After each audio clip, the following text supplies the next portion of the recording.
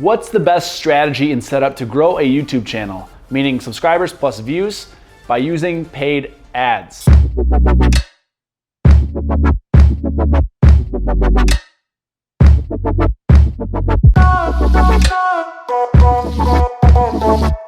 Welcome back to Linx Digital University. My name is Drew Crawford and I'm your host today.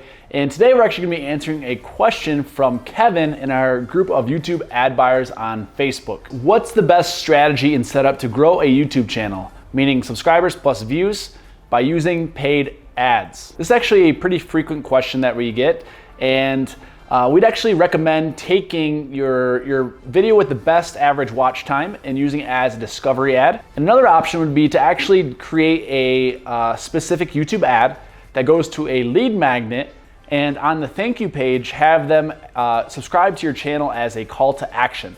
So for one, you're qualifying your customers with the YouTube ad. Two, you're getting their email and you're owning that asset by sending them to a lead magnet.